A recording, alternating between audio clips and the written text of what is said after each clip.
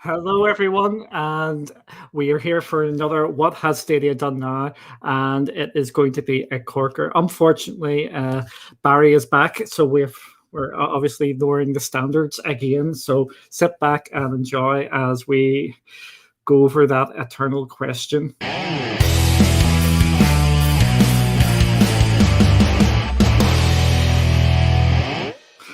And that's us. See, Hey, there we go. Total and utter professionalism. I can't see again because we've got 30-second delay on my monitor screen. But anyway, welcome back, Barry. Obviously, we had a few guests. We had a few guest stars we had to turn down for you to come back. We did have some of the community managers from Stadia, as you know, because we get all the community managers on those nowadays. Sammy, look at the new. Hi, guys. Most importantly, Barry, did you enjoy your deep fried Mars bars and haggis? I didn't have a deep fried Mars bar. I didn't have haggis because I don't actually like it. But I actually like it. But yes, get your Scottish accent back. Yes. But I did have a fish supper, which is a piece of fish and breadcrumbs, and it's brilliant. So. Yes, the people in chat, you're correct. It was me. I was out at a restaurant and I only got back literally about 5 minutes ago because I was slightly delayed. So sorry about that. And it was just a wee tiny dinner I was having as well. You notice it's never me on these delays. I'm moving on. Carry on. That's all I'll say. It's never me on these delays. It never is you at all. So, Sammy, since we'll be nice, how are you? I'm doing well. I was talking about beforehand. Had my jab on Sunday, my first jab. So woke up this morning with a slightly sore arm, which still feels like it's going to drop off a little bit, but I'll make do. A couple of paracetamol before bed, and I'll be fine. Oh dear, I hate them jabs. Them jabs are not fun at all. So we are going to have a look at what has happened in Stadia Land over the last week. This could be interesting. It's been a couple of weeks because, of course, we weren't here last week. Yeah, I've only done this week, so I have. So we can't talk about Rainbow Six Siege, for example. Okay, you can. See, you didn't. I have things prepared, and you're dropping in this. I'm sorry, and I know it's kind of my fault that we didn't do a show last week. I do have to take the blame for that one a little bit, but. You know, we've been off for 2 weeks, and it was a big week the week before as well. We had Rainbow Six Siege, brilliant Ubisoft shooter. The big news, I put it in the roundup for that week. Check that out on the channel after this show, of course. Check that out, where Stadia have actually started promoting community members' streams. So our very own Cloud Gaming Award winners, Nerd Nest and Megatron X, both streamed Rainbow Six Siege and had their streams retweeted by Google Stadia itself. Sunny Cloud Gaming also did videos and was retweeted. Those are the only three I'm aware of. There might have been more. I've not been paying full attention. Better late than never, eh? Oh yes, this is great. I want you to go up to Scotland more often. It's always the way. If you go off on holiday and you've got a bit of an accent, you definitely pick up. Yeah, it's going to be a couple of weeks before it goes away again. So brilliant. Just want to shout out. We've got Colin in the chat. Thanks for joining us. We've got Clyde Gamer. We've got Happy. We've got Maker. We've got What's Up Gamers, Gem himself, and Unitrix, Hell Monkey, and did I say Raven? Raven as well. This is going to be a fun show. So Rainbow Six Siege going to Stadia, I think, is pretty good. It is one of them games which is needed on the platform, and I think it's absolutely class that it's there. And with Stadia actually retweeting people and getting it out there was absolutely brilliant to see. And what can you say? Finally, Rainbow Six Siege has come to Stadia. Exactly. Yeah. Absolutely, and I think the biggest thing that we probably all wanted from it as well is the fact that it's 60 FPS. I mean, I know I've been off for a couple of weeks, but I'm pretty sure that I've seen that it's running 4K 60 FPS. So the 60 FPS is the thing that stands out there because that's the thing that we said we need. But there's no point dropping it on like a lot of the other Ubisoft titles and being 30. It needs to be 60. It is. So that's a win. Hell Monkey, I need your help here. We have to get lots of Scottish stuff into this. We need a translator. Faisal, thanks for joining as well. What you will find with us when we talk about Stadia, we are down the middle. We are going to say when things are absolutely going well and when things aren't so well. We will also say it. If you've seen what we've actually going to be, as you'll see throughout the show today, I think. We have the good, the bad, and the ugly for Stadia tonight. And I think it's going to be good. What else did Stadia do when Barry was off gallivanting around the country? Did we do one for the new pro games? The new pro games? I genuinely can't remember. I can't remember. The new pro games are here, so go play them. Yeah, but after this show. And after you've watched the roundup from a few weeks back. But yeah. Yes. Yeah. So...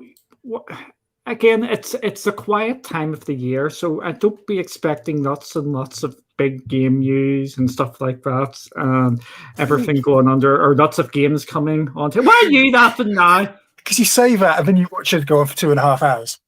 Shut up! We're here to just... We're here to talk about Stadia. We could talk about any. You put us onto any platform. We could sit here and talk about Ouya for 2 hours if we wanted to. I bet we could. What night of the week do you want to do that one?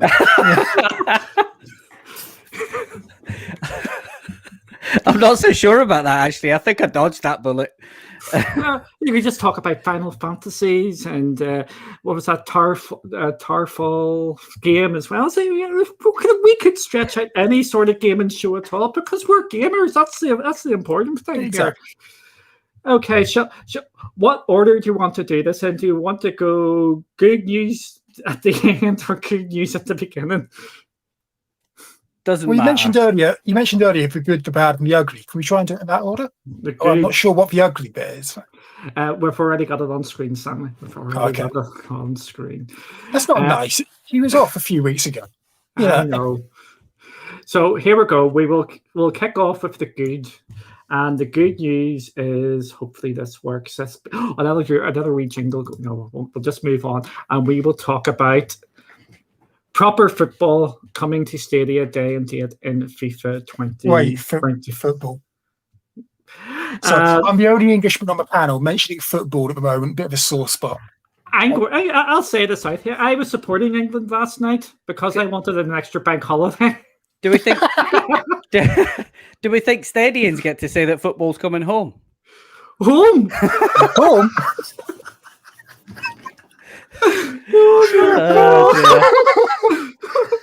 Yes, yeah. FIFA is coming home to Stadia here, and it's absolutely great that it is coming. As Faisal has said in the chat here as well, it is getting the quote unquote next gen version, which is going to Series X. And do we know it's actually getting the next gen version? Yes, we know it's getting the next gen feature. This hypermotion. Basically, the players think for themselves. Yes, that's what I took from it. I've got no idea. Yeah. Basically, it's getting this extra thing. I think we're going to have to wait to see a bit more of this. What I like actually in this game, it's got some Liverpool players in it.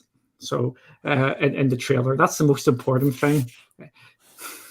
Surely the game having Liverpool players is a given. It's a football game. No, you say that, but Pro Evo doesn't have Liverpool players. It doesn't have Liverpool. That's it. The inverted commas, Liverpool. Yes. But here's another positive thing about it coming as the next gen version. You're actually getting it for only £60 instead of the £70, which is on the other next gen sort of platform. So you're going to get it a bit cheaper there as well. I'm guessing that's unless you're factoring in EA Play, because it looks like it's going to be included in that, doesn't it? I think you're just getting it early with that, rather than the full. Unless there's Alexandra. Arnold are crossing the ball in. I mean, I think absolutely, from 21 to 22, it's a big difference that we're seeing it day and date. So this is doing it deliberately. I swear he's doing it deliberately now. Yeah, I'm genuinely not. And I'm in that crossover period where it sounds muddled. So forgive me. But no, the fact that it's coming day and date is brilliant. I could so swear right now. I really could. We've got you things about a minute ago. I was wondering, why's Barry being so quiet today? And now we know. Exactly. Now we know. I mean, I think that obviously in terms of the features, what we're seeing from the way that they've used hypermotion to capture the 11v11, the fact that they're putting that into the Stadia version, it's good. It's brilliant. It's exactly what you'd want. And I think what you're seeing there is EA completely whisking everything up in the melting pot and saying, there you go. 21 maybe wasn't as successful as it should have been. We appreciate that it's late. Here's 22 day and date. Knock yourself out. Yeah, absolutely brilliant accent. I do go back to keep the accent. Keep the accent, please.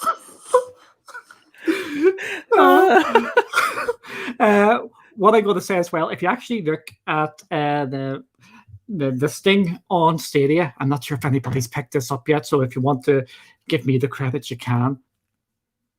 There's other features to be announced. I wonder what that could be. So I was just about to come on to what's the one thing that we really want from FIFA. Given our experiences with this particularly, it would be something to enhance the multiplayer experience, i.e., I dare not say it, but crossplay. Yes. Do we? I mean, this is something we want to see, and I'm sure everyone wants to see. Well, the one that immediately sprung to mind, I mean, obviously crossplay, yes, definitely. But the one I was thinking of when Duncan mentioned that was probably crowd choice, because if you're a streamer and you're maybe giving people the opportunity to, is it crowd choice? Well, you could give people the choice, or crowd play. Actually, good. Bung them all in. Yeah, you could. That is something they could put in. Because could you imagine if they got a load of FIFA streamers on board to just start streaming it and people could actually join in? I don't want to mention his name because I'm not 100% sure, but I'm pretty sure he used to do it anyway, to like KSI or someone like that. Someone just playing a bit of FIFA. Is he a boxer? Apparently he's a boxer. I don't know. And then get that rocking and get people to. You could have crowd choice. Which teams should people be? Should it be them no good teams like United or teams like like that, or Celtic, and then you could choose to be Rangers or Liverpool. You know what I mean? I just want to draw out Jem's comment in chat. He's saying that EA is taking crossplay seriously for next gen games. Obviously, we don't know what FIFA is, because FIFA would be a cross-gen because it's releasing on the PS5s and the PS4s. Yeah, again, cross-gen is a dream for any sort of multiplayer game, and especially multiplayer games on Stadia, as we know, need the player base. Crossplay, you mean? Crossplay, yes. What I also want is cross progression as well, because especially if you've got EA Play, you could be jumping on different platforms as well. I think it's something we all sort of want. Definitely. And I think if I'm not mistaken, the other thing to remember as well, I'm pretty sure that the PC version of FIFA 22 is effectively going to be last gen. Am I right in thinking it's not going to be as up to date as the... It doesn't seem to have this high promotion, fancy pants thing. Yep, it doesn't.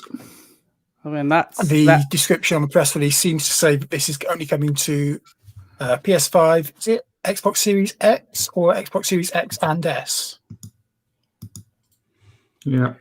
I'm not sure. I'm not. And Stadia, which is the important bit for tonight, and Stadia. But it's very much lumping Stadia in with the next gen consoles. It is S and X, Sammy. Yep. It is just a standard one on PC. So yes, Stadia is only getting it along with the Series X and PlayStation 5, which is good to see. And if you want to go for this is the second next gen or current gen game coming to Stadia. I'm going to put Sammy under the spot. What's the only other next gen game coming to Stadia? What that we absolutely know or have a very good idea of is next gen. That would be Riders Republic. There's 2 games.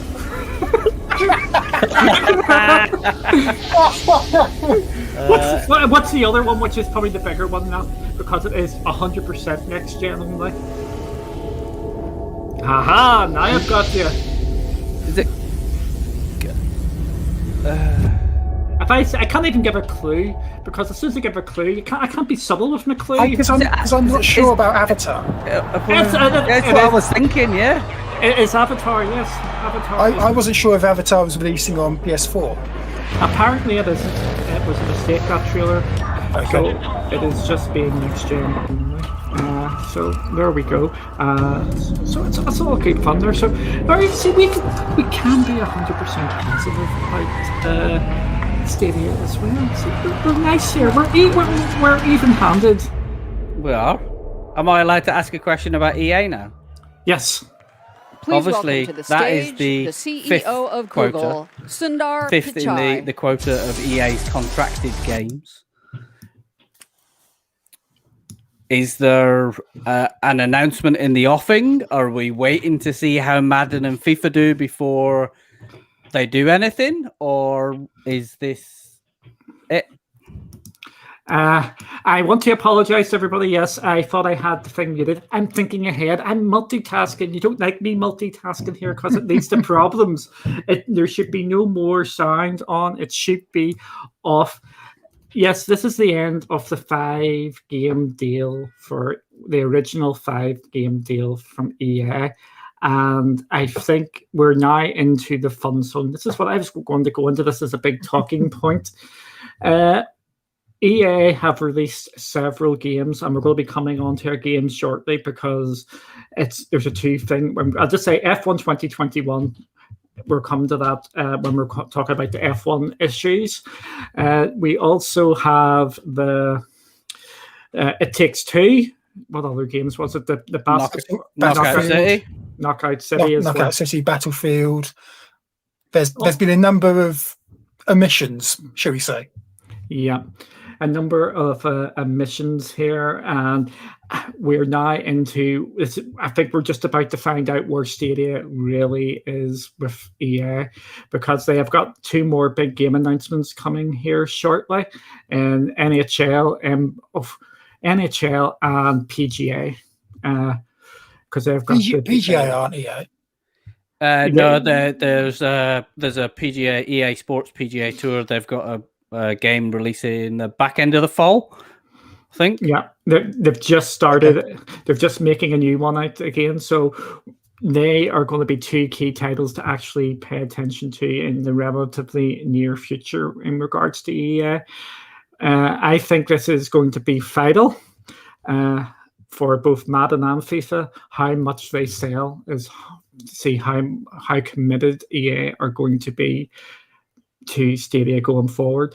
I am not going to tell people to buy games on Stadia to support the platform, but the EA are going to be keeping a massive eye on this. And if they don't sell that well, don't be surprised if they don't come back next year. I think in a completely constructive manner, what you've just said is absolutely bang on, because we've had a contract for 5 games. 5 games have been delivered. Madden and FIFA, I wouldn't say set the world alight. Certainly, if you're trying to play online, and I know the community's been good at trying to kind of kindle stuff, but it's player numbers haven't set the world alight. Obviously, Jedi Fallen Order was an exceptional port, looked brilliant. We had it as a pro game, which Duncan predicted in May. See, I'll give you the credit for it. Yeah, let's rub it in. So, so it is a really constructive and critical point, because whatever happens with the sales of these games does, in my mind, does dictate what EA's next steps are with cloud, and whether it's in a particular direction or another. I mean, I know we're going to come on to other games, but you've mentioned those emissions there, which are pretty big ones, and they're pretty big franchises to be missing out on. And I know you don't necessarily, those types of games will have an element of cost against them anyway, whereas you're maybe a little less risk averse with FIFA and Madden, and trying to get that and see whether it's, you can get the sales numbers on the platform. But it is a really critical point, because it could but if it doesn't go well, it could be a publisher that is pulling away from a platform potentially. And that's, as you said, it's not our job, Duncan, to tell people to go and buy it, because ultimately it's not our job to save a publisher or to save a publisher being on the platform. But that is pretty much where I personally feel that it is, because EA now are monitoring the biggest things that we all shouted about last year is they missed the cutoff window, day and date, far too late. So they can't really, in fairness, they can't judge it. And it would appear that maybe that was part of the plan, in the sense of dropping Madden and FIFA. Stop laughing, Sammy. I'm trying so hard. I'm going to tell you something. I'm not looking at Sammy, because Sammy is trying to keep it in, and he's making me go worse. I'm trying to keep it nice and set here. It's a big thing. It's going to be interesting to see where it goes tonight. To your point, when am I going to start buying games on Stadia again? It's when I have confidence in the platform. I'm not going to name names here. There is people who have stopped paying for Pro. I am not one of them people. This is wider out there. I know there is a number of people who have stopped. It's not just one or two. There's quite a number have stopped paying for it. I am still paying for Pro. Technically, I'm paying for 2 Pros at this moment. Oh, it doesn't sound good. No. I am paying for 2 Stadia Pro ones, one for myself and one for our team here as well. So I'm still supporting Stadia going forward, but it's getting close for me not paying Pro as well. I'm going to be frank, because I think Pro's still in a bit. I think it's in a mess, and it needs to be fixed. It's not showing the value from one, and it's not showing the value for the 4K and things like that. Plus, it is not bringing the games. It's sort of right in the middle, where it's not really pleasing both. I'm more than happy to be honest enough here and put my hand up and say I have actually, my Pro runs out on July the 18th for a number of those reasons that you've just mentioned. I was kind of hoping that with it going to Android TV that I was maybe going to see a bit of an uplift. I'd maybe find something that brings me back in. The games haven't cut it for me. I didn't really feel like I was getting a tremendous amount of value, and I've had a performance dip in the way that it's been performing. And it's got to that point that I've said, well, do you know what? I'm going to put it on pause, and we'll see where it goes. And that's. I know you can say that I'm not helping the platform by not supporting it, but at the end of the day, like I said, if my $8.99 or your $8.99 is propping up the platform, then we've got a problem. And at the same time, you've got your own decisions to make, your own books to balance, stuff to finance. And there are people out there that have made the purely financial decision. They can't spend the £9 a month, $10 a month on the platform. They need it for something else. They want to use it for something else, maybe another subscription service or something like that. That's the competition Stadia is in. It's the competition for our money. They need to make it attractive for us.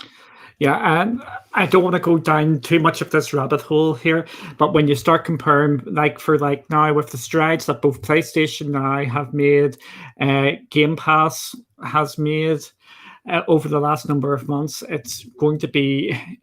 You're talking. Sometimes it's not even for games. I made the very broad statement of streaming service or subscription services. And you see that it's a £10 a month outgoing. That could be your Netflix for a month. Yeah, If there's something you want to watch that, it's not. Yeah, competition is just heating up from everywhere. Okay, we'll go down another.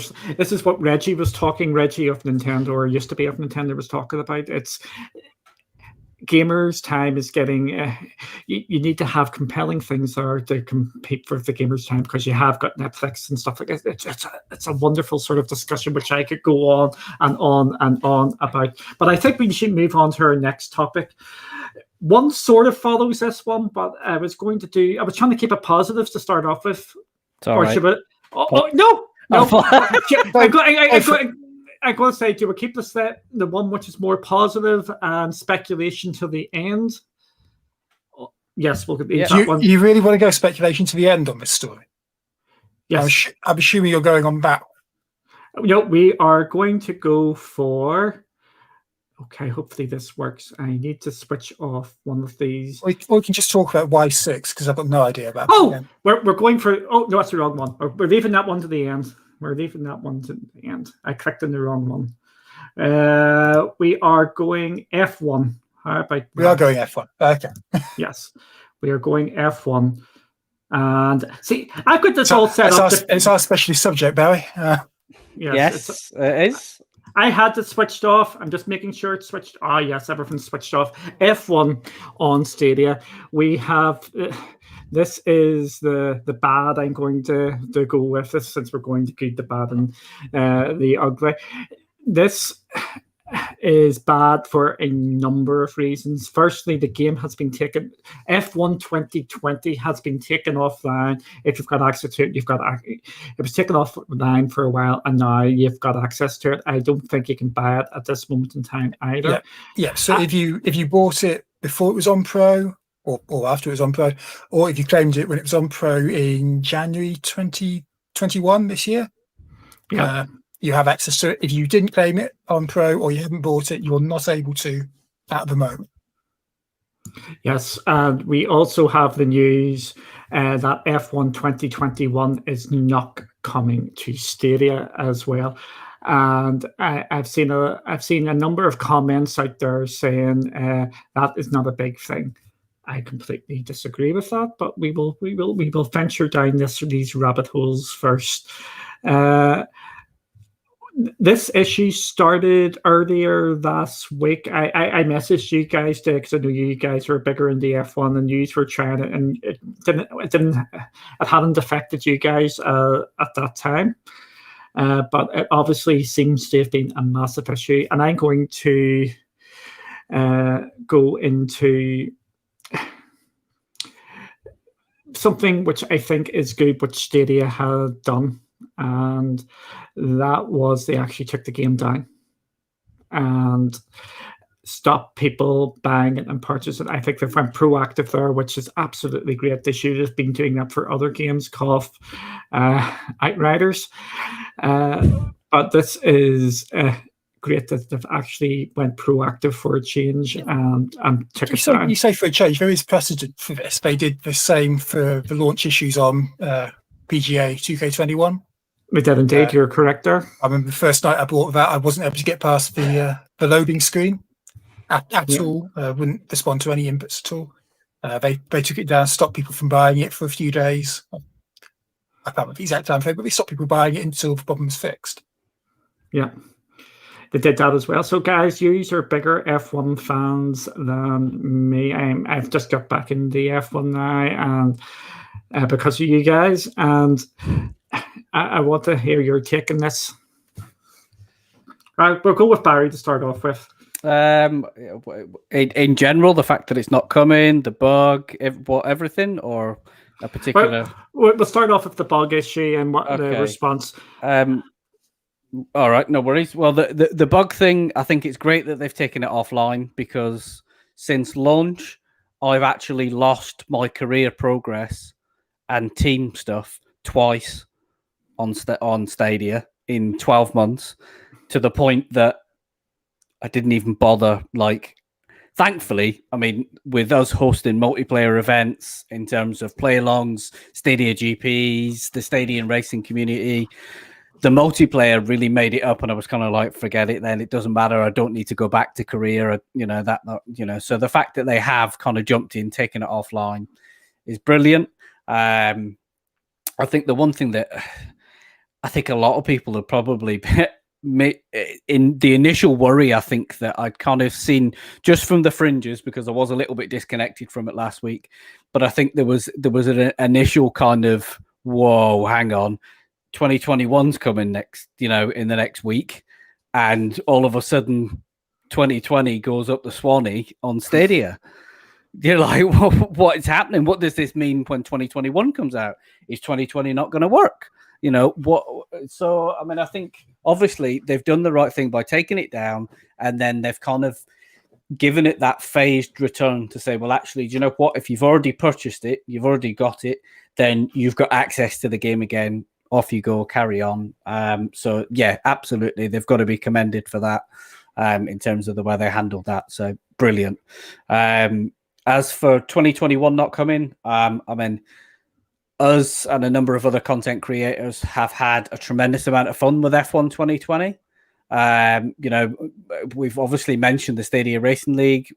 We've done Stadia GPs. We've done 2 of those now. They've gone brilliantly. We've had a lot of interaction on them. And whenever you do a play along, you can fill a lobby like that.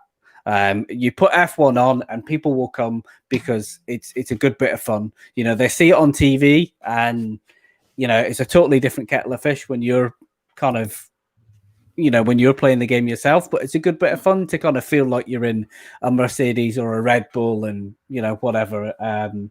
So it is a big loss. It's a bloody big franchise, to be honest. And the fact that it's not coming, again, it kind of filters on a little bit from what we were talking about with EA.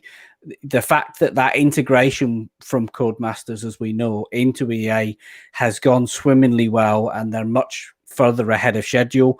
Thinking about that kind of announcement of the kind of CEO stepping down, that sort of stuff. That gives you a kind of indication of how well they've managed to integrate.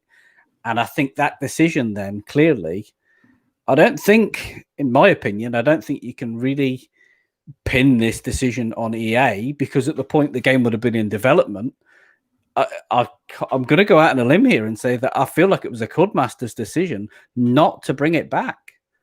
Obviously we've seen Dirt 5 as a delayed release, but it still came. I think as much as people will want to, because I know there will be people who love F1 as a franchise, people will be looking at this and saying, oh, there we go, EA bought Codemasters, and the next F1 release, and bang, it's not there. I'm not saying it's the end of the road, but that's why the importance of FIFA and Madden and their sales could go on to impact whether F1 2022 next year comes back to the platform. There's so much to kind of watch and see what happens, but it's definitely a big miss. Yeah, and Jen is just backing up what you were saying there about this is probably a Codemasters decision rather than an EA one. Absolutely. I don't think EA would have pulled the trigger on killing a F1 2021 Stadia Edition. No, definitely not. They had far more things. I don't. To be fair, I think they brought them so late. I don't think they'd have been able to, let alone whether they would or not.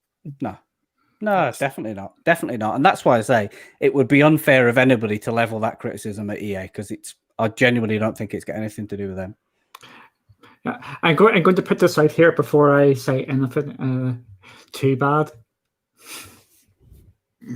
Jesus. Here we go again. Here we go again. Yes. Second time today. Second time. Yes. I don't think you don't know where I'm going with this. So that's exactly the problem. That is exactly the problem. Yes. And now you've not maybe lose my train of thought here. I think we are in agreement. We like Codemasters as a developer.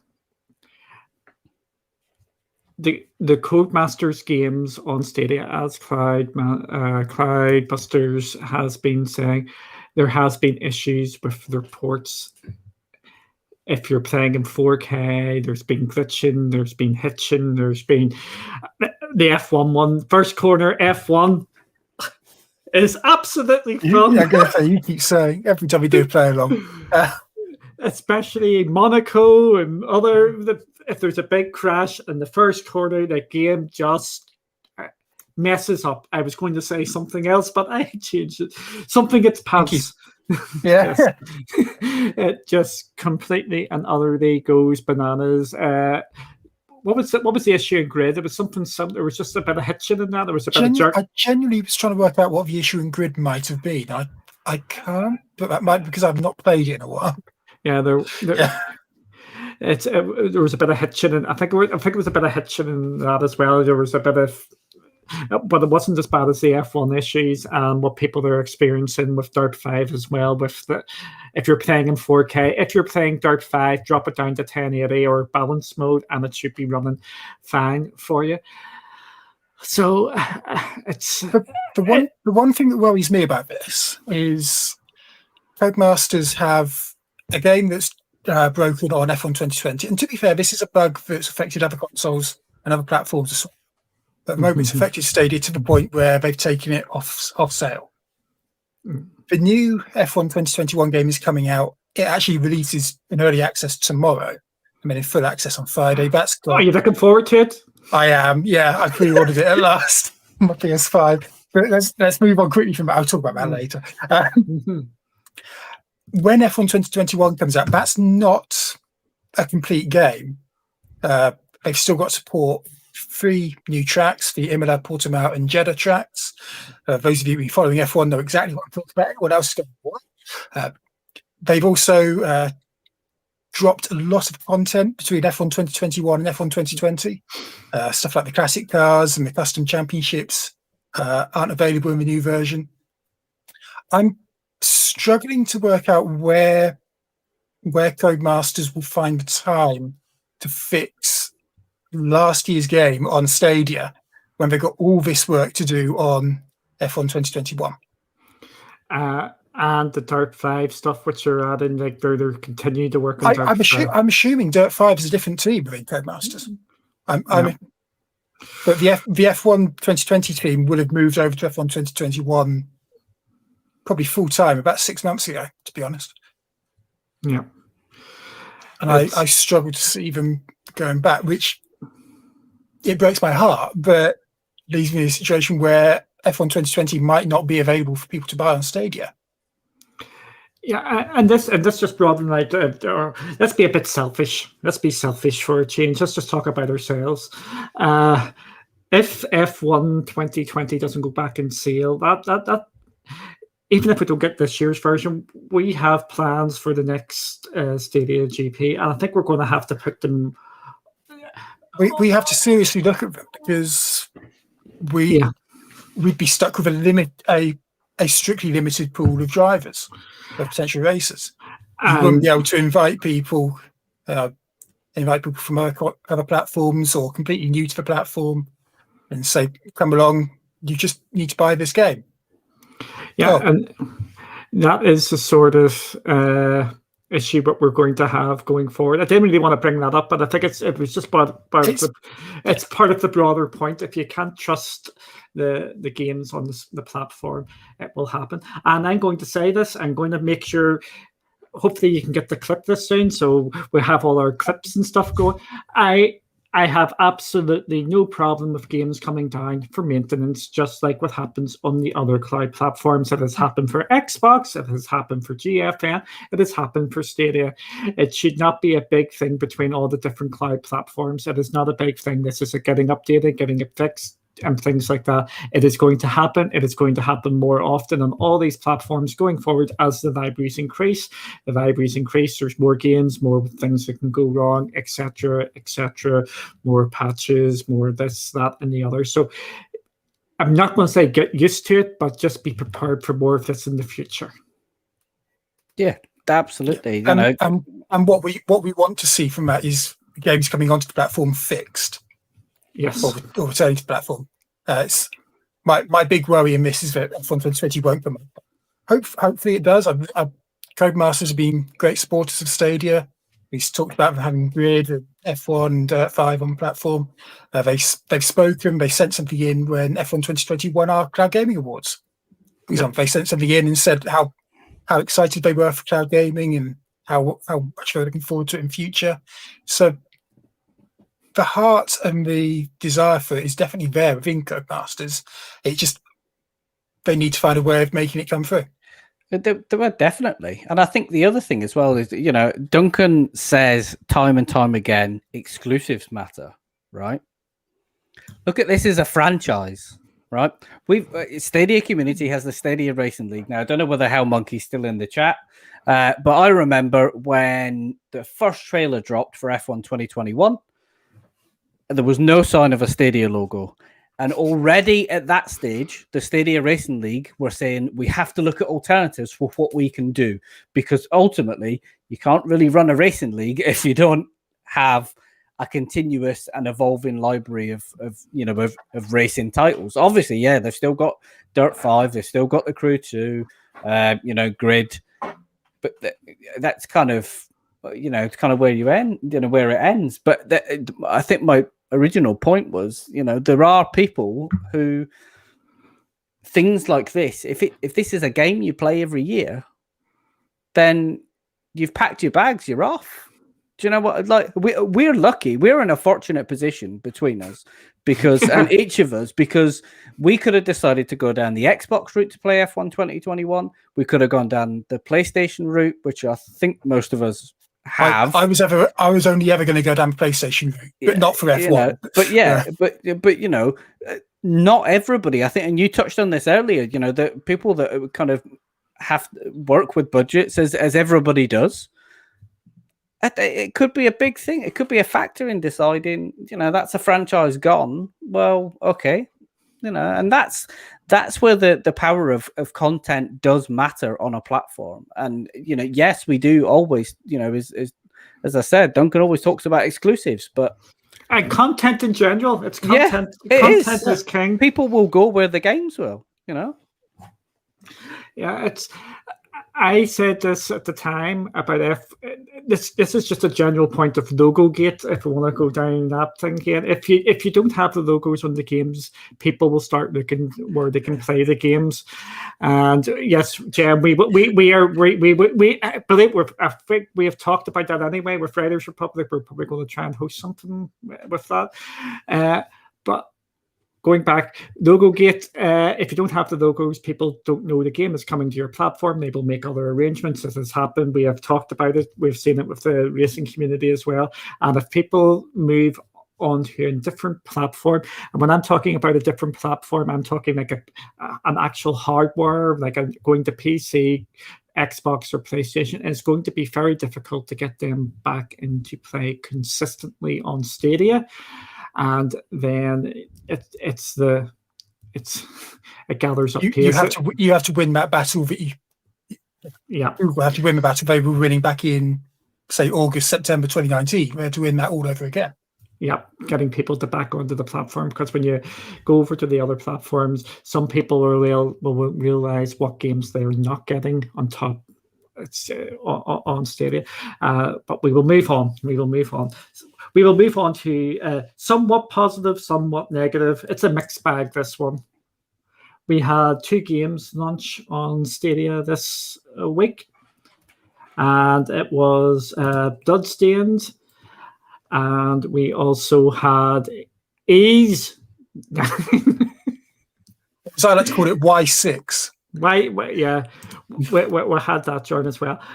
With Bloodstained came at a very, very interesting price point for the first couple of days. Yeah. It felt to me that it was maybe a Friday afternoon on a bank holiday weekend sort of thing. We'll just push this out quickly, and they've just accidentally put in the wrong price point, and it took a couple of days to actually rectify. What I'm hoping, I haven't heard anybody who actually bought it day and date, because the price was $60 instead of £60 instead of the 30, 40 or 35 it is now, or $34.99. Yeah. Mark, I'm hoping they got their money back for that. But yes, I hope so too. But it's absolutely great that they have went and lowered it finally. What, Sammy? What's your take there? To be fair, I might be quiet during this section because I haven't got much for on either of these two games. Sammy, that's not what I like to hear. I'm sorry. They're not games that appeal to me as much, and I've been too excited about F1 2021. Sorry. Okay, Barry, what about you then? I think there are two games that are certainly going to have an appeal to a particular audience. That you know, if I'm honest, that neither of the games are my bag. You know, I wouldn't have been paying 60 quid for Bloodstained, let alone 30. You know, let alone 35. But there's that appeal and the style of the game, and the that Metroidvania that we always talk about, and that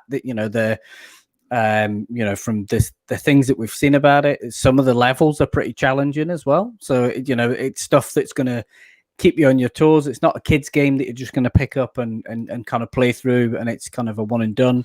You're gonna get value from it in that sense, if that's your type of game. And the same with Ys and 9. With it, obviously JRPG, particular following, particular audience, and we know a number of people who will go mad for this on the platform. So the fact that it's now here, brilliant, perfect. The other ones are already there. We've had them from earlier in the year, and they're just continuing. Again, we knew they were coming because if I remember correctly, the Ys franchise kind of had one big, huge announcement to say, well, that these games are coming. So we knew they were there, and obviously there's one of them on Stadia Pro. So you've got the ability to kind of jump in. You mind? I was doing so well. Duncan. So they are games that are going to attract players of those franchises. As much as we've sat here and spoke about the FIFAs, the Maddens, the PGAs, the F1s, these types of games have also got a really big audience, and they're equally as important that we've got them on the platform and we've got them at the right price point as well. Yeah, Stadia is in a position where they need to get as many games as possible coming to the platform, which leads us into this nice segue. I think you'd scripted tonight. Yeah. I actually did a bit of prep, to be fair. I know you did a bit of prep because you had the trailer out. I know. I was actually doing stuff. You're doing quite well tonight, yeah. I was doing stuff. I'm beginning to wonder what's happened. I've been away for 2 weeks, and Duncan hasn't been on mute. There's videos out. I know. There we go. I completely scudded him. And that wasn't even on purpose. Oh dear! And now you've got me all confused. And now I believe we were going to talk about the developer issues and people trying to contact Stadia.dev. Yes. Just before we get into that, Fizzle, we will get to that shortly. That's going to be our big talking point at the end about the conference. I think a lot of people were thinking Bloodstained was going to be a pro game because it's got that sort of level on it. That's no disrespect to the game. And it has been on Game Pass, and it is also on Luna at this moment in time as part of the subscription. So I think it's eventually going to be a pro game. So just there. So moving on, over the last week, it has come to light that two devs have not got responded to by Stadia about bringing their games to the platform. The first game is Wooden GP or something along them lines, and the second game, an arcade racer. An arcade racer. An arcade racer, something I've been wanting on Stadia for ages. An arcade racer, top down, but who cares? It looks absolutely brilliant. A welcome addition to Stadia if it comes.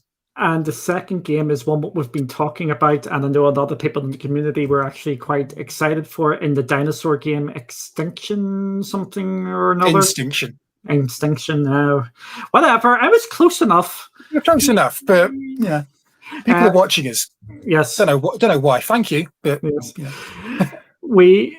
we know both of them have reached out to Stadia and they have not heard anything. Again, I have heard this for a couple of months now. I have not came forward and tweeted about it or insinuated, but I have that some people know and some people that may know about some of theirs as well. This is not uncommon, and you may hear some more of these coming out. Personally, for me, I think they should even be just a wee quick email just saying we are their limit, or we thank you for your interest. We'll be back to you in a number of weeks. We've got a number of we're high demand or something along lines, just to keep people on board. But they're not coming back with anything, and I don't think that is a good look. As we know, the game developer community it's fairly tight knit, and developers talk to each other, and if you're not responding, it's going to get round the campfire that things are not happening. So that was my take. Sammy? I think I looked at this as to how Stadia can actually get around this. It's clear that they haven't been putting the time or the effort, or they haven't seen the value behind getting people replying. Basically, keep it short, is they need more pocket money from Big Daddy Google. Yes, I said that.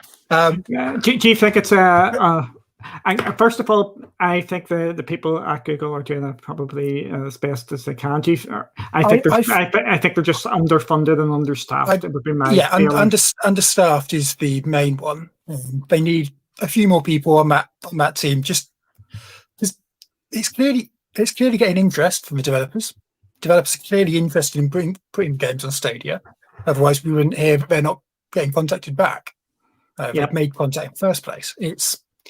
But yeah, agreed. If Google aren't making contact, or Stadia aren't making contact back, then it does spread around the dev community and would give Stadia a not so much a bad name, but certainly a bit of a dodgy one. Barry? I think I'll kick off by echoing what you guys have both said. A simple, courteous email back to say thank you very much for your interest. Maybe not say they're at capacity, but maybe just say, right, at this particular point in time, we're not accepting, for whatever reason, they're not taking on new developers. They're not looking to, whatever, it doesn't matter. The common courtesy to at least go back to the developers and let them know should have happened, period. I think what I will say is what we have to remember is that as of Jack Booser's interview in Lackend, I think it was Jack Booser at the end of 2020, said that 2021 is done for Stadia. We are pretty much done. We're wrapped. We know what games are coming to the platform. We've got our schedule. We are literally 2021 is set. We need to be looking at 2022. Now, there were a couple of things that makes me kind of look at that and think, okay, so are they now being more selective? Is it just the fact that 2021 is decided and they don't have budget to add anything else in 2021? Is it the case that the budget is for 2022 and they don't want to go back to developers and say, we want to work with you, but we can't bring your title to our platform until 2022 because we don't have the budget to actually go out and get it, because we're maybe being a little bit more careful, a little bit more selective in trying to bring, particular games to the platform? Or is it just simply the fact that because, and combined with that, do they want to be in a position where they are saying we're being more selective, or we don't have budget? Because obviously, realistically, you kind of, if you're saying 2021's done, then you're kind of saying you're at capacity. You don't really want to take any more games, which kind of sends a particular thing. Do you then want to say we don't have budget? Because again, that doesn't send a particularly great message. And then if you then agree with the developer that you're actually going to take their game and you're going to take it in 2022, If that developer is dead set on launching in 2021 or whatever, or their game's been out for a little while, are they prepared to wait until 2022 to then say, well, okay, that's the right time, but from a marketing perspective, we've seen it already. When Stadia doesn't get games either day and date or relatively close near day and date, people are saying, well, it's too late. We've missed the boat. We've had it on this platform. We've bought it on this. We've played it here. We've played that. Are they trying to be selective and avoid that situation? There's multiple things there that we don't know. The one thing that we do know is that their 2021 was done and it was pretty much locked and sealed at the end of 2020. As for the rest, there's kind of multiple things. I come back to the fact that the common courtesy of a response is all it would have took, because you are right, Duncan. They'll all talk. Oh, do you know what? We've been trying to get our game on Stadia. The guys don't come back to us. And then they'll go and talk to somebody that's on Stadia already, a developer that's already worked with them. What's your experience been like? Now, what happens if they end up getting a bad, maybe we've heard a couple of developers say that the interaction and the communication, which, as you rightly said, is probably down to staffing levels, hasn't been brilliant. There's a couple of devs already said that.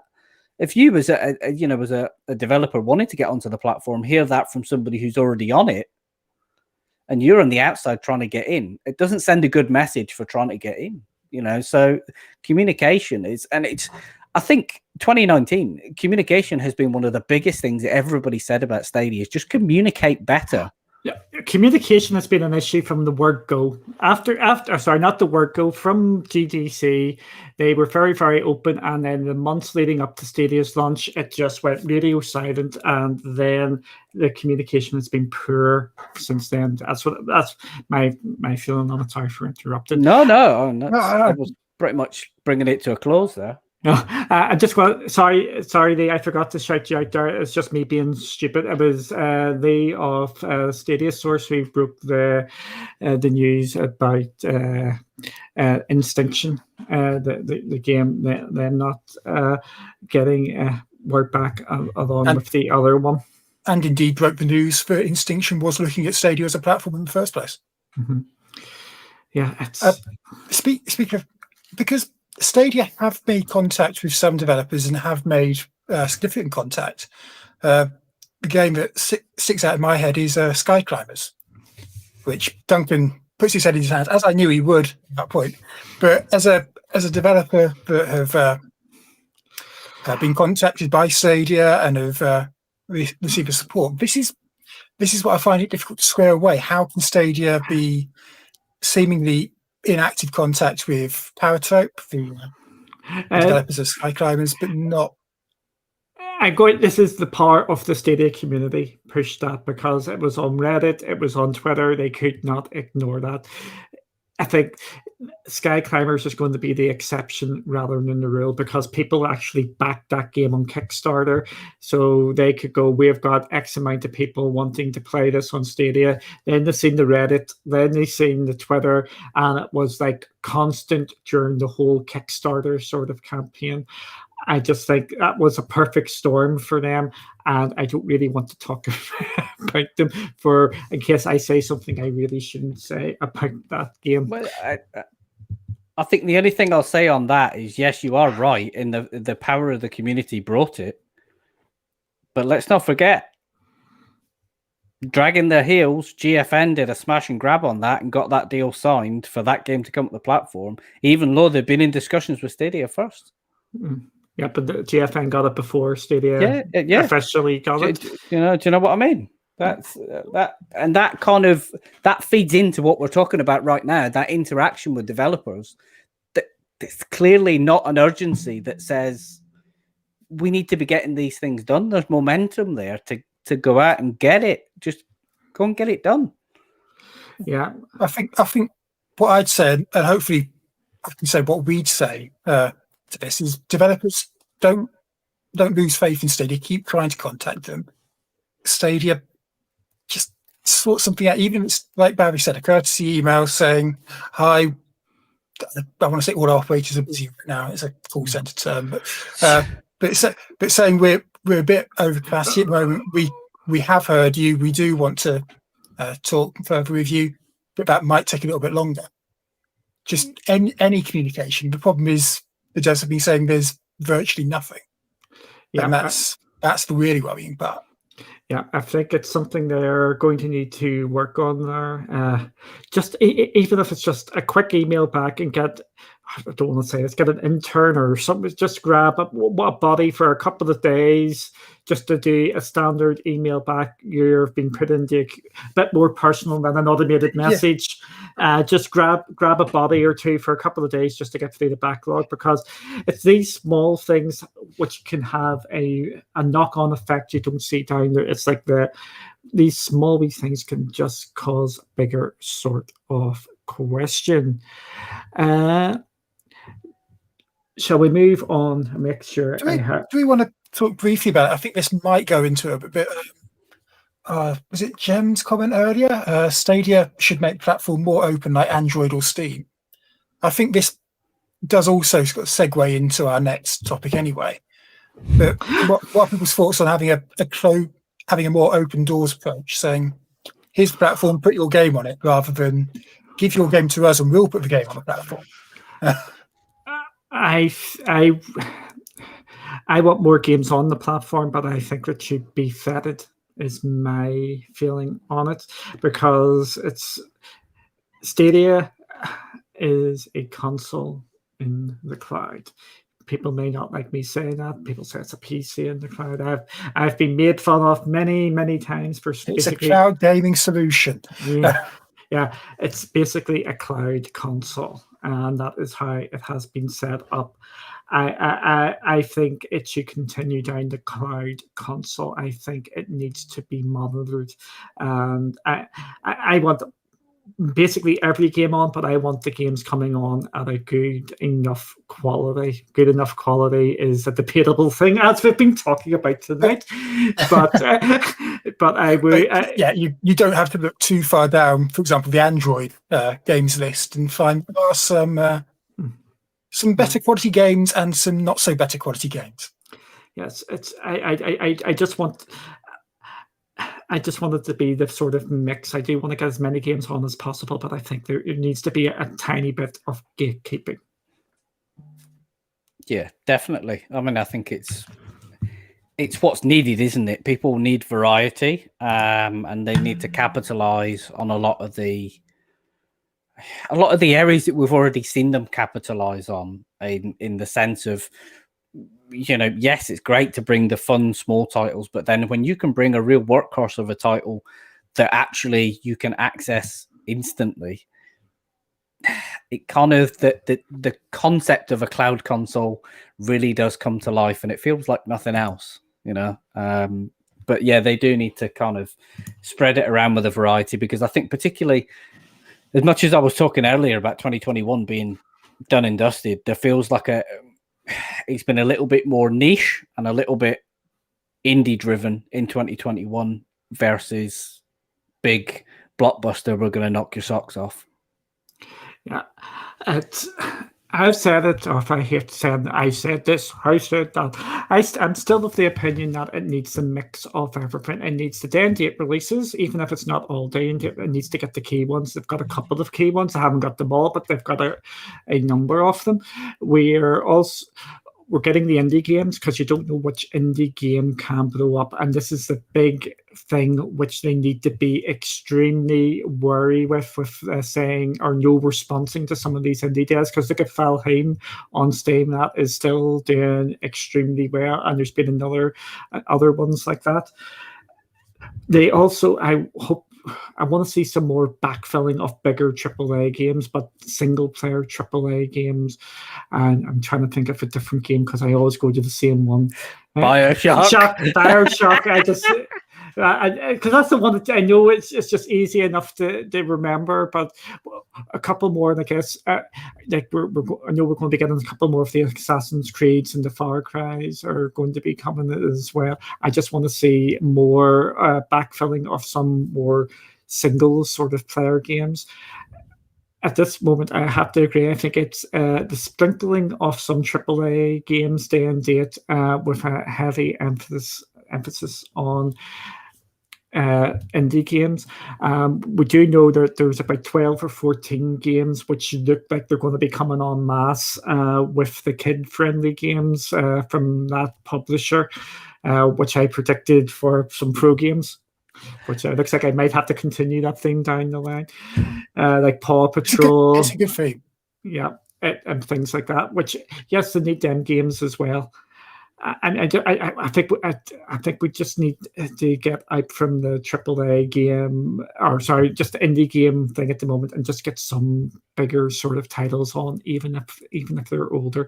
And we do know that there's one on the horizon, or sorry, I would say one on the horizon in Control. I was going to mention Control, yeah, and another one coming down the line, the infamous Ark, which maybe not be AAA, but it is a big name title out there. It's Pfizer. Yeah.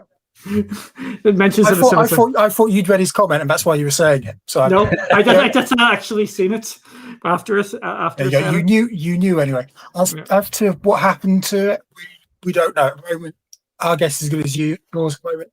We know it's coming sometime this summer, and despite what I see when I look out my window, it is the summer at the moment in the UK. So it could be any time between now and...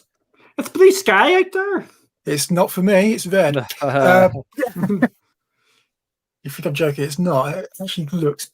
Oh, good shout there, pink. Good shout, Raven. Humankind is coming as well. Oh, yes. That's another double... That's day and date. Yeah, it's day and date, and it's a AA, AAA sort of title. It is a big game.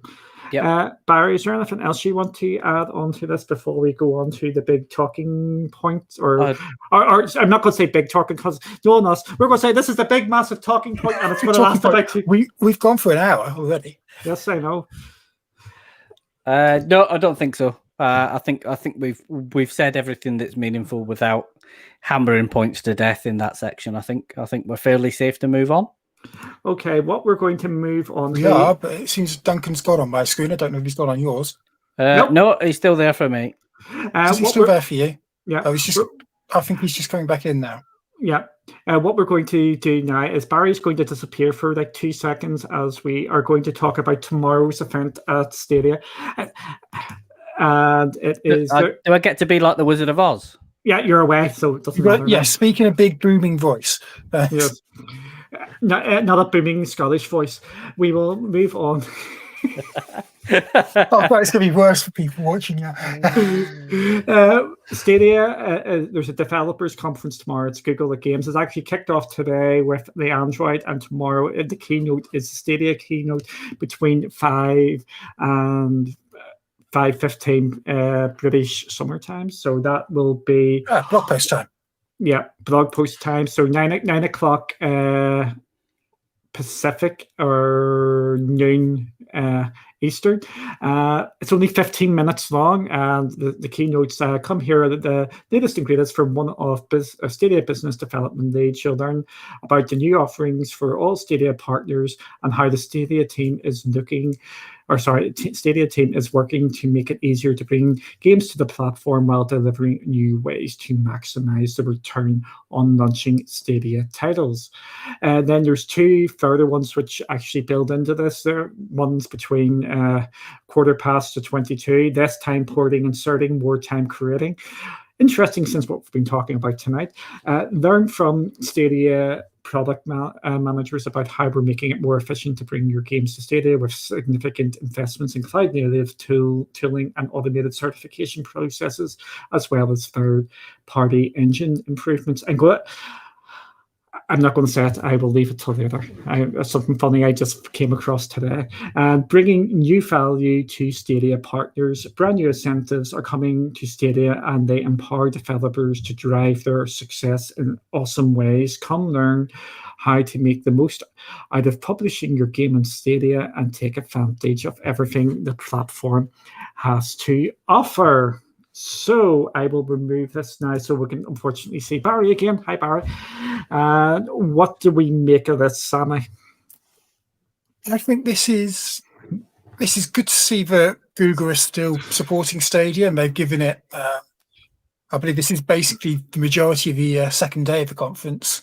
over to Stadia Talks and getting people talking about the platform and things that they can bring to developers. Again, you mentioned, especially given what we just talked about, Stadia contacting devs. This is a peak opportunity for them to show the developers, look, this is what we're working on whilst we've not been contacting you, but we now are able to show you, I want to say Stadia 2.0, but so we've got these enhancements, these things that we can add to your games. These are some incentives you can put in. I think this will be key, but we won't necessarily see the effects of it. This is what I want to kind of exercise some caution over. We wouldn't see the effects of this for, I'd say, at least 9 to 12 months, and probably closer to 18 months after this. These are stuff that are being talked about now. The developers are hearing about them, and they'll start working them into the games that will be released.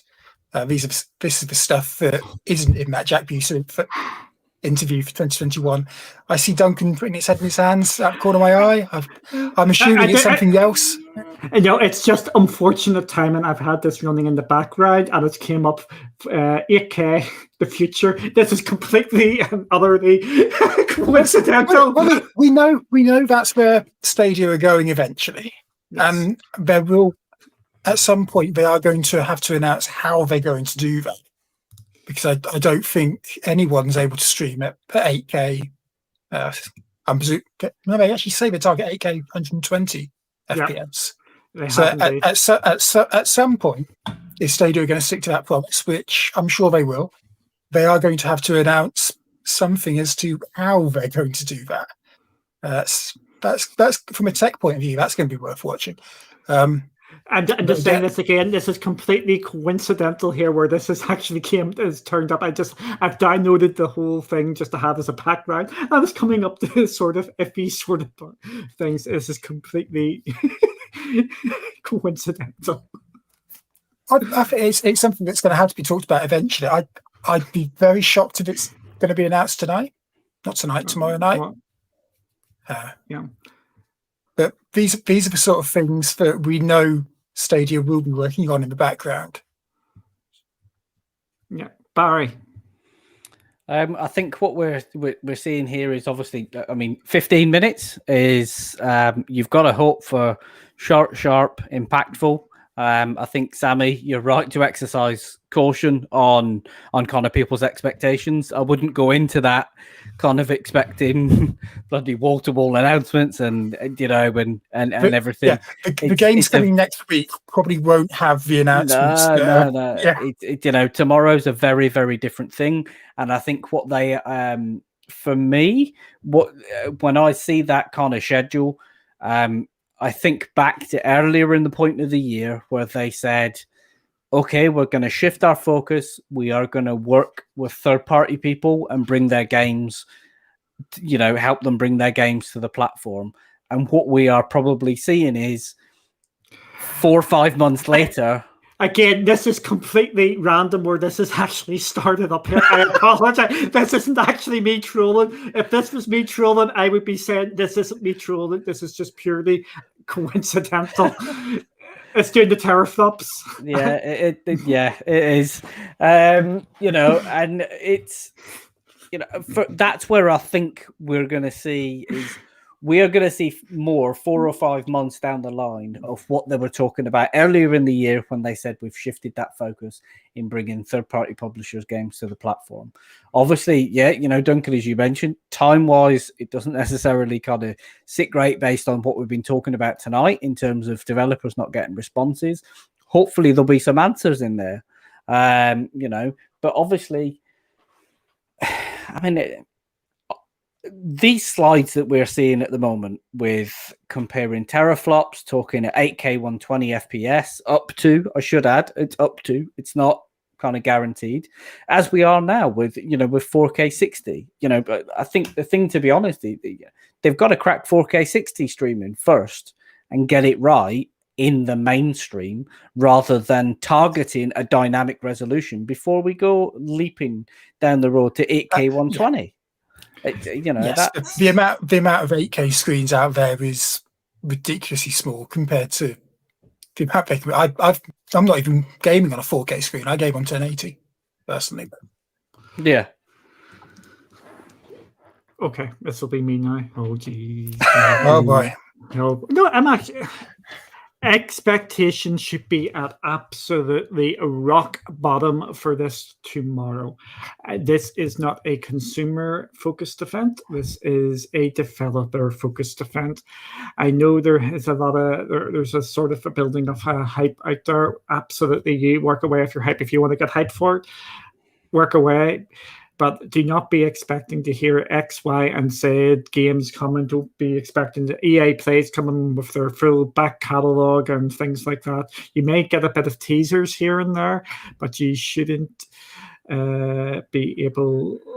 You shouldn't be really thinking you're going to hear big, massive game announcements coming from this.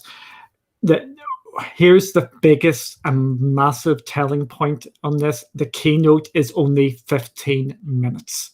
That is absolutely nothing for these sort of keynotes. Keynotes are usually half an hour to usually around the hour mark. So don't be expecting things to be absolutely banging here. To put it in clarification, the GDC keynote that we had playing in the corner about a minute ago, how long was that video? 1 hour. So it's absolutely just keep this in mind. The talk which I'm interested in is the porting talk. I'm hoping we're going to hear something good there. My wish, and this will annoy some people, but it's me. I hope they're going to say that they are going to maybe look at bringing some sort of Windows instance onto it just to get some more games across, because the Linux-based system that they're using at the moment has lots of short-term pain, which we are seeing with the amount of games coming and things like that, but there could be long-term sort of gain there. They're just losing out with the amount of games, and the games are key.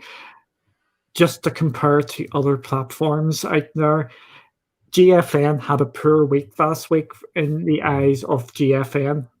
They had 10 games on the platform, and one of them games was Ease 9, or is it Ease 9 or Ease whatever number it is? I6. Yeah. And they had a week, and they had 9 games on top of that as well. Xbox over the next week or two are going to be dropping the guts of 10 games on the xCloud again, and there's a couple of date releases there, like the game which is going to Stadia, which you will be able to pick up in 2 weeks in Chris Tales. Yeah, and then you buy going to xCloud. Yeah, it's going down to xCloud, and it's going to be and. This is the world where Stadia is living now. So getting the games onto the platform quicker is going to be really, really vital. It's just the other platforms are just moving on. We just need Stadia to start moving on as well. I know Stadia has been getting lots of wee steps, but the steps that the other competitors are making are much bigger, in my opinion. And I don't want Stadia to be left behind, because they have got so many unique things here. And I'm just worried about how it is going to go 6 months to a year down the line. Yeah, definitely. I think what we're seeing now is, and we've spoken about this before, Stadia were technically ahead for so long, and now people have worked really hard to catch up. They've done that in a lot of senses, and now what we're wanting to see is then Stadia kind of keep that momentum going and just kick on and kind of edge out a little bit more in terms of something technology-wise, or even just like, the list shows, making it easier to bring the game to the platform. What could it be? There's something like that is invaluable for a platform like Stadia, which absolutely at the moment is getting games onto the platform, but not necessarily at which the wider gaming community would want. The ability to get more and more games onto the platform would be a godsend for any platform, but Stadia in particular, I think. Yeah, of course. And there's just so many games out there which Stadia could get. And I think there's a couple of ones which already have the Linux sort of poured over there, so it shouldn't be as much of an issue, like Civilization, Bioshock. And there's actually a host of ones which they could actually pull across. But I think they're just in a bit of a pickle at this moment in time. I think they're still humming and hawing where they're going. I just want to see what the future is holding. I don't think we're going to see a lot out from tomorrow, but there's a couple of key. Anything that does get announced will be aimed at developers. Yeah, I hope we're going to see something which shows us where they're thinking down the line, because at this moment in time, I think most people of the opinion that Stadia has now changed direction of where they're going. They were competing with the high-end consoles. I think that's over now, and I think a lot of people have moved on from that, where it's more going to be a more casual sort of experience, but we still need to get these casual sort of games of Call of Duty. I call Call of Duty a casual game, or sorry, mainstream. Mainstream would probably be better, like Call of Duties and Fortnites and all that sort of carry on. Yeah, definitely, and I think it comes back to when you are, and I'm wording this carefully because I don't want to mention something specific by name, but when you are no longer producing first-party titles, I said months ago the exclusive element of Stadia was the tech, and that becomes about leveraging the tech. So what I would really like to see tomorrow is that for those of us who are techies and geeky and, you know, we absolutely love and need to soak up every bit of technology, I would love to sit and watch tomorrow and talk on that sort of level where you can sit there and go, do you know what, that was brilliant. It might, in the mainstream, might not mean a tremendous amount to everybody, but I'm hoping that there will be something that sits there that resonates and strikes a note that you can sit there and go, actually, do you know what? That's pretty darn cool. I like that. That's another good exclusive type feature, or something that they're maybe doing different to other people. No. I suppose it's worth saying, if people want to watch these keynotes, these speeches, and there's nothing on our channel where they want to watch, where would they be able to find it? You need to register it at Google for Games developer thing. Literally just log in with your YouTube, your Google account. And we try to be balanced here. There is lots of stuff out there. If you're firmly in the Stadia ecosystem and that is where you're staying and you're not looking anywhere else, Stadia looks like it is on a real good course. You're getting games here, they're doing that.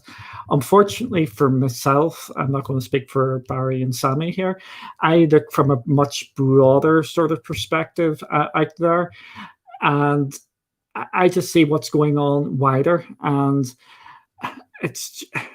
I want Stadia to succeed so much because I want competition, because we can see what competition brings. We're seeing that with Xbox, we're seeing that with PlayStation, we're seeing that with Nintendo. Nintendo had a rethink after the Wii U because they were getting completely... Everybody needs to compete, and I just want Stadia to be at that level where they are competing with everybody else. So if I seem a bit negative and things about Stadia, it's because I want them to actually push on and become absolutely big out there. But I can't sit here and put my head under the sand and say that there's nothing else going on there. Stadia doesn't exist in a vacuum. Yep. In the same way that GFN doesn't exist in a vacuum, or xCloud, or PlayStation Now, or Shadow, or Luna, or any of the if you go for hardware consoles, PlayStation doesn't exist in a vacuum. They do things reacting to what Xbox does, and vice versa. It's Nvidia and AMD. It's you have to always keep one eye on competition and make sure you're one step ahead. And I think we are always. I appreciate sometimes we maybe come off maybe a little on the negative side, but I think a lot of the time that's because we are looking at the big picture as individuals. Because of obviously we've already spoken tonight about the accessibility that we've got to a variety of platforms, but in order to remain objective, we kind of very much take it on as a responsibility on our own to kind of look at it objectively at the wider landscape and not just sit in a particular sphere and say, that's it, that's brilliant. We look at Stadia in the grand scheme of gaming overall, not just Stadia. And I think that comes from a place of, as you said, Duncan, the will to kind of get it to that place where it kind of, it's much more well known than it maybe is now. But that's kind of the way we see it. That's the way we have to be. We have to be objective and talk in the big space. Yeah, I know.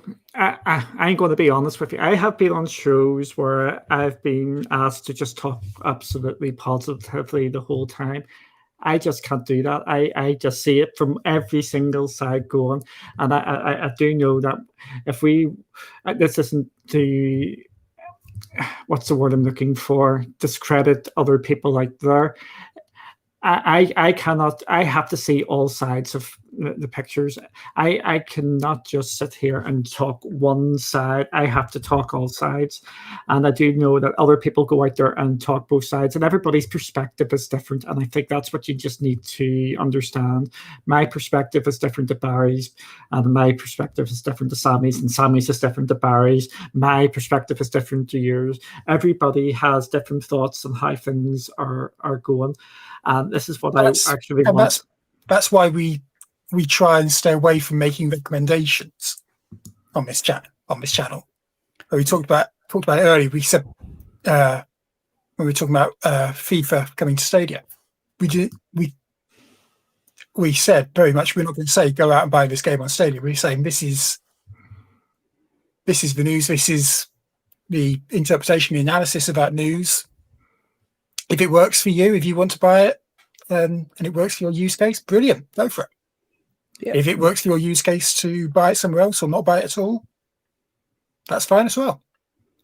Yeah, and the other thing I'll say, sorry, Duncan, real quick, I don't mean to cut you off there, but you were talking about, kind of us having different opinions, and we don't always agree.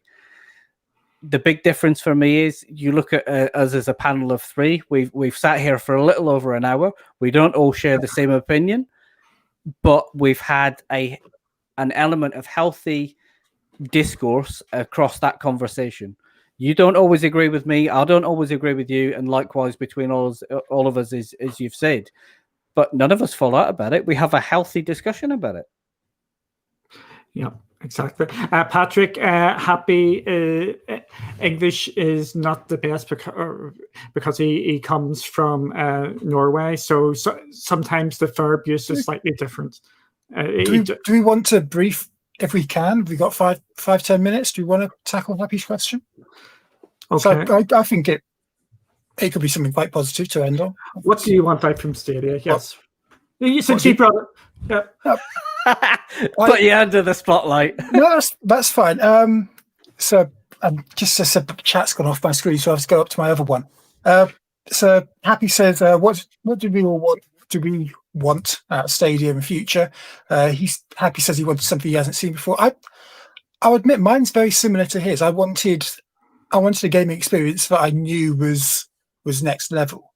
I knew couldn't be done by reaching out and tapping my PS5 here. I didn't have it at the time, but it wouldn't be able to be done by a box under my TV, for example.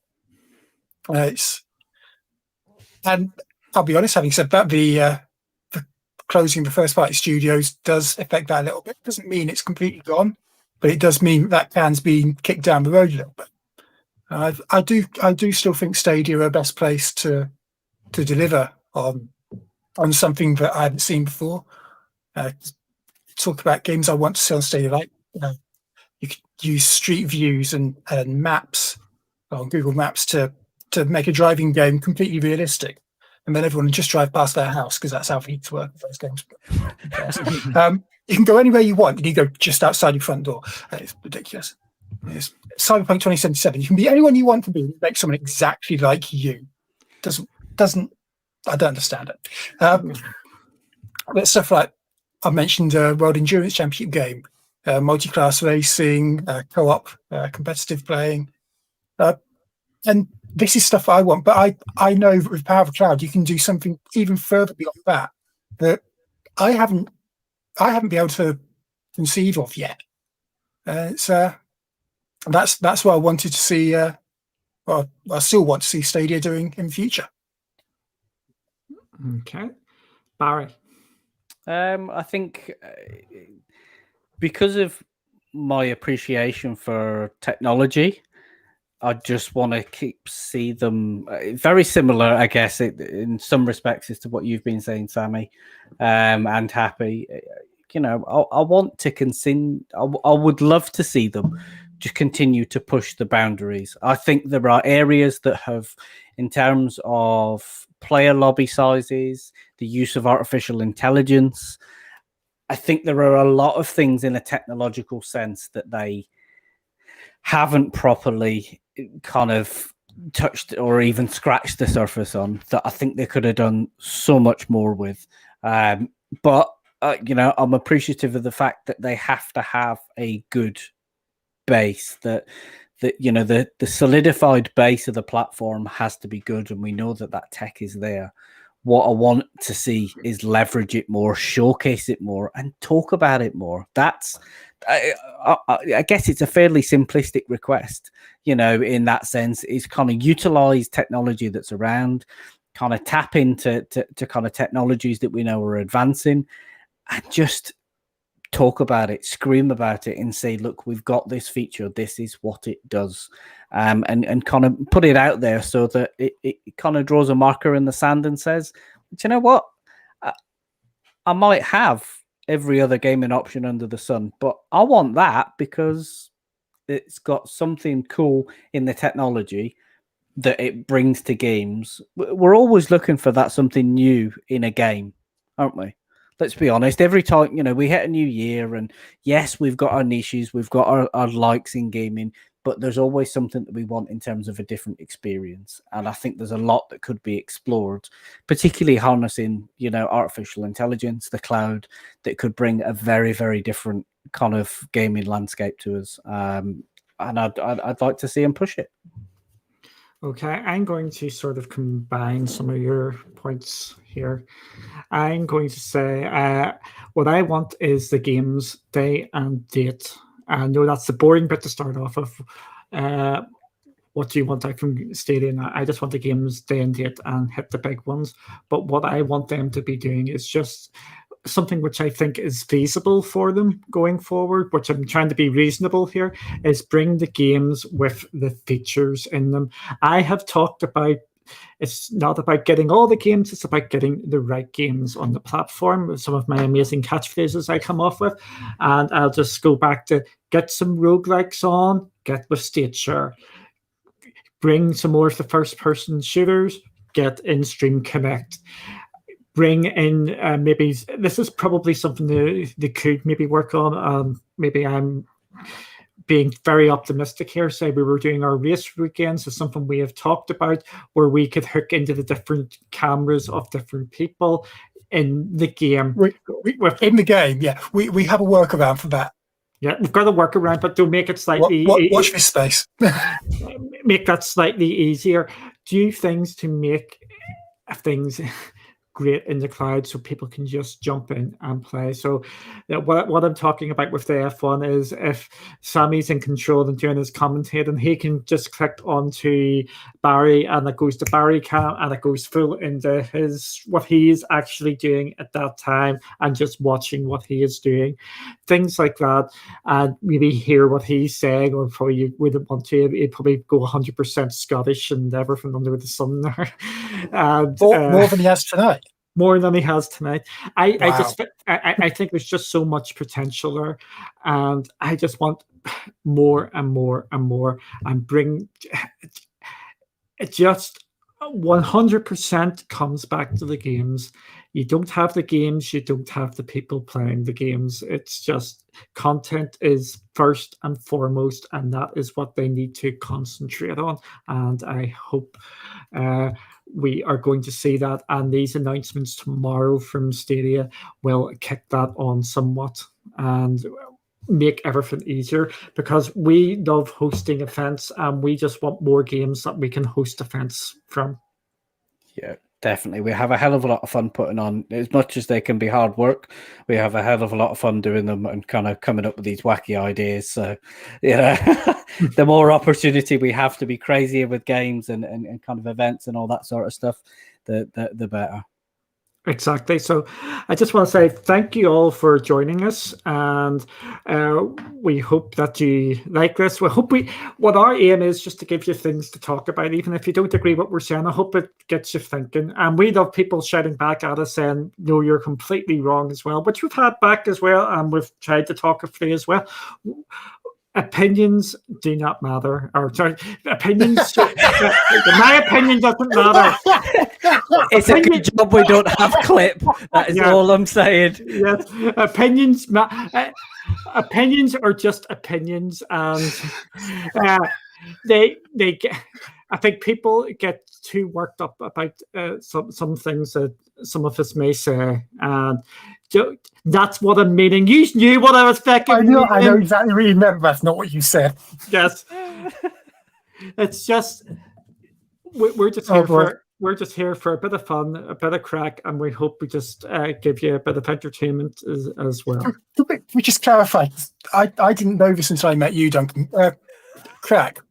Yes. You say we're here for a bit of crack. Can you clarify that, please? It sounds better coming from you than it does from me. But it's a bit of fun, a bit of entertainment, just a bit of crack. It's just a bit of fun, basically. Not the crack you do take on the Saturday. No, exactly. Cut. Yeah. Yes, absolutely. So again, this is what we're about. It's just anything. Barry, you can say something before.